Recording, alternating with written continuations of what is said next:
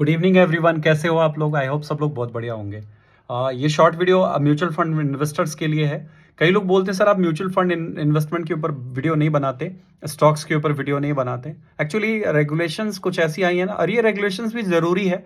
अब गेहूं के साथ घुन तो पिसेगा। जो अच्छे से काम कर रहा है, हम जैसे जो देश सेवा करके आए हैं, एक रिटायर्ड फौजी हो, कभी किसी क्लाइंट के साथ, सब्सक्राइबर के साथ गद्दारी नहीं करी, कभी कोई स्कैम नहीं किया, सिखाने के जो जेन्युइन पैसे लिए उसके बदले डबल मेहनत की उनको सिखाने के लिए, ऐसे लोग भी पिस जाएंगे। अगर मैं स्टॉक्स के ऊपर, चार्ट के ऊपर एनालिसिस करूं, सेबी कहती है कि आप 3 महीने से पुराना डेटा देखो, क्योंकि कुछ लोग ना इसी एनालिसिस के चक्कर में टिप दे देते थे। तो सेबी ने लॉ लगाया है, सही है, क्योंकि काफ़ी लोग पेनी स्टॉक रिकमेंड करते थे, लोग खरीद के फंस जाते थे। तो सेबी का भी जो रूल इम्प्लीमेशन है वो बिल्कुल राइट है, मैं उसका सम्मान करता हूँ, और जैसा उन्होंने किया है वो मेरे हिसाब से सही है। लेकिन इसका थोड़ा डिसएडवांटेज भी है। हम जैसे ऑनेस्ट लोग आप लोगों के लिए हाई क्वालिटी एनालिसिस लेकर आते थे स्टॉक्स के ऊपर, वो बंद हो गया, और म्यूचुअल फंड पे भी कहीं ना कहीं इन्हीं रीजन से बंद हुआ है। बट मैं आपको टेक्निक बता देता हूं कि आपका म्यूचुअल फंड पोर्टफोलियो कैसा होना चाहिए। वीडियो को ध्यान से देखो, आपके पैसे का सवाल है। यहाँ पर टिकटॉक वीडियो नहीं चल रही है, सपना चौधरी नहीं चल रही कि बस रील स्क्रॉल किया चले गए, नहीं। ये बहुत इंपॉर्टेंट चीज बता रहा हूँ। 8 से 9 साल का अनुभव है मेरे पास में। स्टार्टिंग मैंने भी म्यूचुअल फंड से की थी, देन स्टॉक्स, और जब ऑप्शन ट्रेडिंग में आया तो करोड़ों रुपए उड़ा लिए, उसके बाद प्रॉफिटेबल बना हूं, और बहुत मेहनत, बहुत स्ट्रगल से इस लेवल पे पहुंचा हूं। तो आपको सिखाने का हक बनता है मेरा। म्यूचुअल फंड इन्वेस्टमेंट के कुछ थंब रूल्स जो मैंने अपनी इन्वेस्टमेंट से सीखा वो ये है कि आपकी एज डिसाइड करती है कि आपको किस टाइप का म्यूचुअल फंड लेना चाहिए। अगर आपकी एज थोड़ी ज़्यादा है तो कोशिश करो कि माइक्रो कैप और स्मॉल कैप टाइप के फंड से दूर रहो, क्योंकि आजकल म्यूचुअल फंड कंपनियां अपने जो म्यूचुअल फंड के रिटर्न्स हैं वो बहुत ही बढ़ा चढ़ा के दिखाने के लिए आपको दिखा देंगे कि देखो भैया रिटर्न मिल रहा है। लेकिन लॉन्ग रन में अगर मार्केट में कोई ब्रूटल क्रैश आता है तो जो माइक्रो कैप फंड्स होंगे, जो स्मॉल कैप फंड्स होंगे, वो खत्म हो जाएंगे, उनकी हालत बहुत खराब हो जाएगी, उनको रिकवर करने में सदियों लग जाएंगे।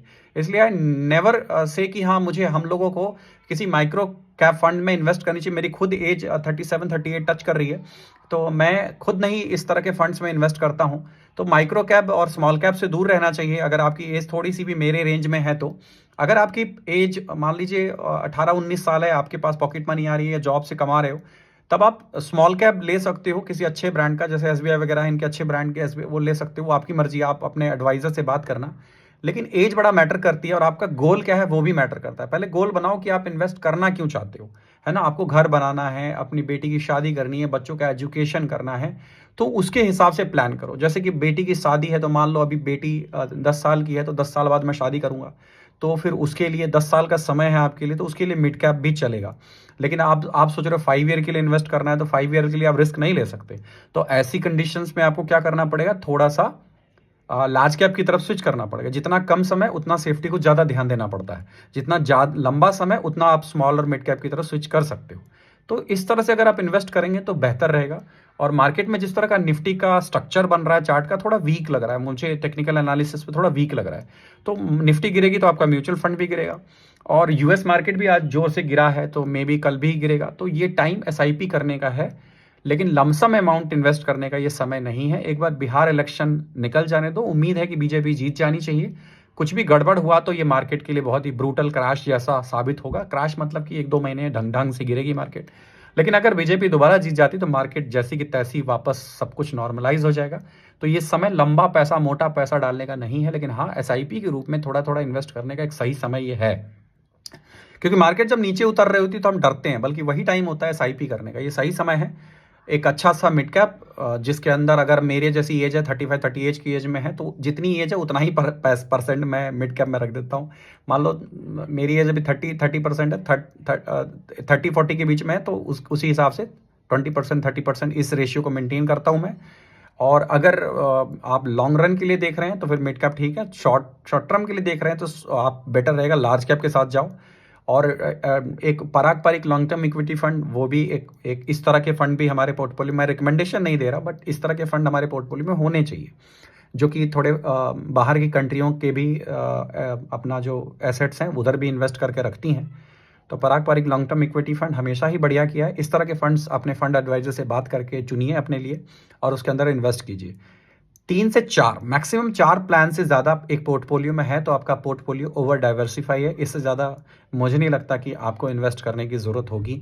इससे ज़्यादा पैसा अपने दूसरे दूसरे मल्टीपल फंड्स में रखने की ज़रूरत होगी, है ना। और अगर आप स्टॉक मार्केट और ट्रेडिंग करना चाहते हो तो हमारा चैनल तो उसके लिए बैक टू बैक एजुकेशन दे ही रहा है। ट्रेडिंग के ऊपर एनालिसिस और अदर एजुकेशन वीडियो आपके लिए लेकर आ ही रहा हूँ। और अगर आप ट्रेडिंग सीखना चाहते हो तो हमने छोटा सा कोर्स भी लॉन्च किया है, आप आकर के सीख सकते हो, कोई ज़बरदस्ती नहीं है। आप अगर फ्री वीआईपी ग्रुप चाहते हो तो उसके लिए भी मैंने ऑप्शन दिया है। व्हाट्सअप नंबर वीडियो को डिस्क्रिप्शन में मिल जाएगा, इस वीडियो के डिस्क्रिप्शन में मिल जाएगा। किसी भी वीडियो जो बड़ी वाली वीडियो ना उसके स्क्रीन पे भी मेरा व्हाट्सअप नंबर दिखाई देता, वहाँ बात कर सकते हो। फ्री वीआईपी ग्रुप, ठीक है, जिसमें आपके सवालों के जवाब मिलेंगे, आपको एजुकेशन मिलेगी। टिप हम नहीं दे सकते बिकॉज वी आर नॉट सेवी रजिस्टर्ड, और अब जाके होना भी नहीं है, क्योंकि सेवी रजिस्टर्ड होने के लिए फाइनेंस बैकग्राउंड चाहिए, वो मेरा है नहीं, और मैं अब इस उम्र में बना नहीं सकता। हो गई जीवन खत्म, बस यहीं से अब बहुत ज़्यादा ड्रामा नहीं फैलाना है, इतने में लाइफ समेट के रखना है। पेंशन आ रही है फौज से, बहुत है, बस लोगों को जो ज्ञान अर्जित किया है वो सिखाना है, ट्रेडिंग से 2 पैसे कमाने हैं, इधर उधर से थोड़ा एफिलिएट मार्केटिंग और ब्रोकिंग कमीशन से कमा लेना, दैट्स इट, लाइफ मस्त चल रही है। Thank you. सोचा आज आप म्यूचुअल फंड इन्वेस्टर लोगों से भी आज बात किया जाए, बहुत दिन हो गया है। माफ़ी चाहता हूँ आप लोगों को, डेली कंटेंट नहीं दे, म्यूचुअल फंड पे डेली कंटेंट बनता भी नहीं है, लेकिन मुझे भी थोड़ा ध्यान रखना चाहिए, एटलीस्ट इस तरह की वीडियो तो दे ही सकता हूँ। अगर मैं मान लो म्यूचुअल फंड खोल करके उसका रिव्यू, उसके ऊपर एनालिसिस करना, ये सब चीज़ें नहीं कर सकता, तो एटलीस्ट इतना तो कर ही सकता हूँ, है ना।